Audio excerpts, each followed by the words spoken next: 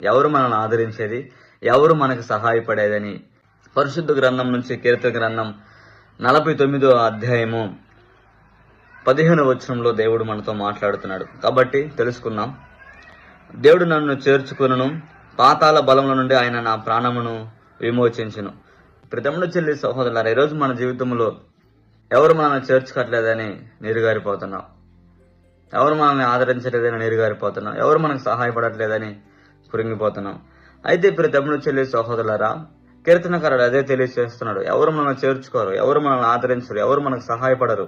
ఒకే ఒక్కరు ఉన్నారు, ప్రభు యేసుక్రీస్తు ప్రభు మనల్ని ఆదరిస్తాడు, సేద తీరుస్తాడు, అండగా ఉంటాడు, విమోచిస్తాడు, అంటే విడిపిస్తాడు.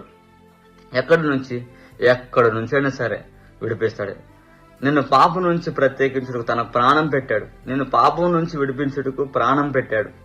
ప్రాణం పెట్టిన దేవుడు నీకు తోడై ఉన్నాడు. ఆయన విమోచకుడు. ప్రతి విధంలో నీకు రక్షకుడుగా ఉన్నాడు. ప్రతి దాంట్లో నీకు తోడుగా ఉన్నాడు. కాబట్టి ఆ విమోచకుని ఒకసారి నువ్వు జ్ఞాపకం చేసుకో. అయితే మనుషులు మనకు సహాయపడరు, ధనం మనకు సహాయం పడదు, ధనికులు మనకు సహాయపడరు, ఎవరు మనకు సహాయపడరని ఈ కీర్తనకారుడు ఈ అధ్యాయంలో తెలియజేస్తూ 15వ వచనంలో దేవుడు మన విమోచకుడు, ఆయన పాతాళం నుండైనా సరే మనల్ని రక్షిస్తాడు. పాతాళం లాంటి సమస్యల్లో, పాతాళం లాంటి బాధలలో, ఇబ్బందులు మనం కూరుకుపోయినప్పటికీ ఆయన విమోచకుడై ఉన్నాడు. ఆయన రక్షకుడు.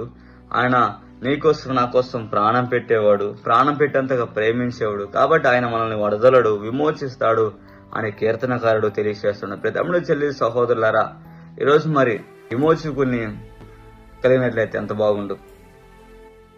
అందరూ నీకు సహాయం చేయకపోవచ్చు, కానీ నేను సహాయం చేసేవాడు నీ విమోచకుడు. అంటే నీకు రక్షణ ఇచ్చినవాడు, రక్షించేవాడు, నీకు సహాయపడేవాడు. విమోచన అనగా అన్ని విధాల్లో మనకి విమోచన కావాలి. ఒక విషయం అనే కాదు, కానీ అన్ని విధాలుగా మనల్ని విడిపించే శక్తి ఎక్కడైనా ఉందంటే విమోచన శక్తి ప్రభువైన యేసుక్రీస్తులో ఉంది. నేనే సత్యం, నేనే మార్గం, నేనే జీవం, నా ద్వారానే తప్ప ఈ విమోచన ఎవరి ద్వారా రాదు అని తెలియజేస్తున్నాడు. అయితే మనుషులు మనకి ఎవరు ఈ సహాయం చేయలేరు, కానీ ఒకే ఒక్క విమోచన సహాయం చేసేది యేసుక్రీస్తు ప్రభువే. కాబట్టి విమోచకుడు ఆయన. కాబట్టి ఆయన ఆదరించేవాడు. యోనా పాతాళంలో ఇరుక్కుపోయినప్పుడు, చిక్కుకుపోయినప్పుడు, సమస్యలో ఉన్నప్పుడు, చనిపోతున్న పరిస్థితిలో ఉన్నప్పుడు యోనాపై దేవుడు కృప చూపి ఆయనను విమోచించి సజీవులుగా భూమిపైకి నడిపించాడు. అంటే పాతాళంలో ఉన్నప్పటికీ దేవుడు విడిపించి, రక్షించి, బ్రతికించాడు. అలాంటి గొప్ప దేవుడు మన యేసు ప్రభు అని ఈ సందేశం నీతో మాట్లాడుతుంది. అదేవిధంగా యెషయా గ్రంథంలో 54వ అధ్యాయములో 8వ వచనంలో ఒక మాట ఉంది.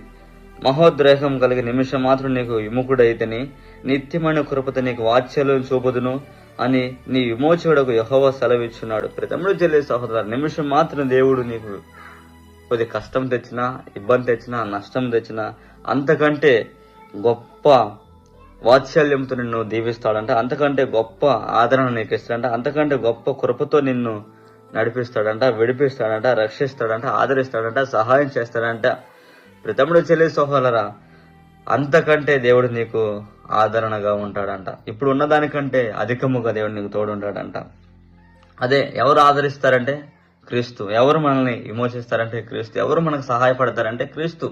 ఎందుకంటే నీకోసం ప్రాణం పెట్టాడు కాబట్టి, ఎందుకంటే నిన్ను ప్రాణంగా ప్రేమించాడు, ఎందుకంటే నిన్ను విడిపించడానికి పాపం నుంచి తన ప్రాణము అర్పించాడు. అంతగా దేవుడు నీకు విమోచకుడుగా ఉన్నాడు. కాబట్టి ఈ విమోచకుడిని నువ్వు కలిగి జీవించినట్లయితే దీవించబడతావు, ఆశీర్వదించబడతావు.